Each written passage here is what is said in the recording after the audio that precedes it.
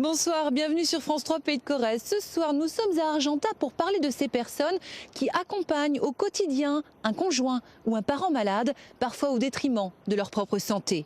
Pour les soulager, deux associations corréziennes ont uni leurs forces pour mettre en place un accueil de jour qui prend en charge la personne malade pour permettre à son proche de souffler. Aider les aidants, on en parle tout de suite après d'autres infos locales.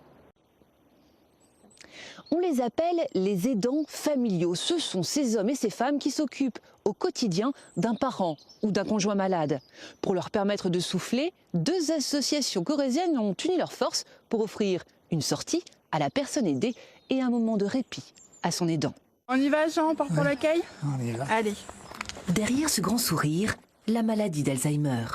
Pour autant, 2 fois par semaine, Jean quitte la maison au bras de son aide médico-psychologique, un soulagement pour son épouse.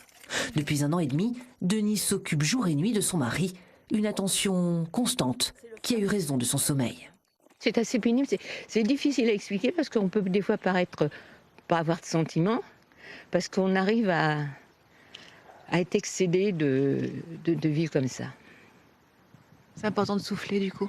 Oui, et c'est pour ça que grâce au fil des aidants, j'ai des moments de répit.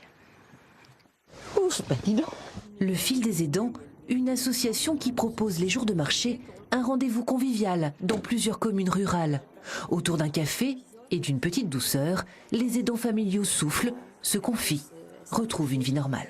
Le fait de mettre en place l'accueil itinérant, ça permettait à l'aidant de pouvoir rejoindre un groupe et recréer du lien social qu'il a perdu complètement, puisqu'il vit complètement autour de l'aidé, autour de la personne, du conjoint malade, de la maman, et qui n'a plus de vie ouverte sur la cité. Encadré par une psychothérapeute, ce rendez-vous informel, c'est parfois l'occasion d'oser demander de l'aide, de dire sa fatigue et sa souffrance. Ils m'auraient dit c'est un cancer, j'aurais été aussi catastrophée en me disant mais il y a une issue. Mais là je ne sais pas où on va.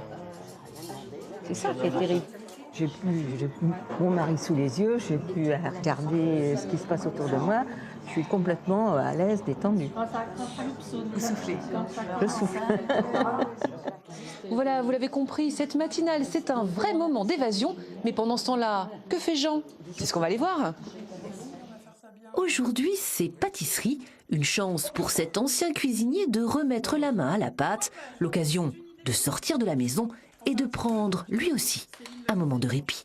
Ça fait du bien à tout le monde de faire tourner, de ne pas rester dans son coin parce que on réfléchit un petit peu trop, on rumine des trucs. Là, il faut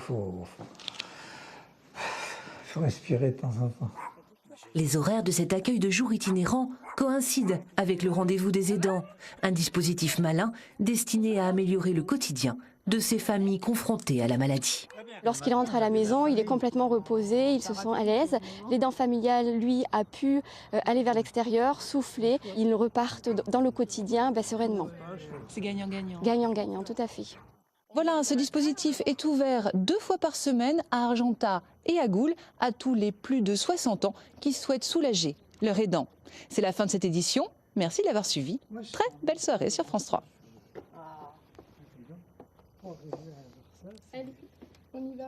Au chaud, après vous.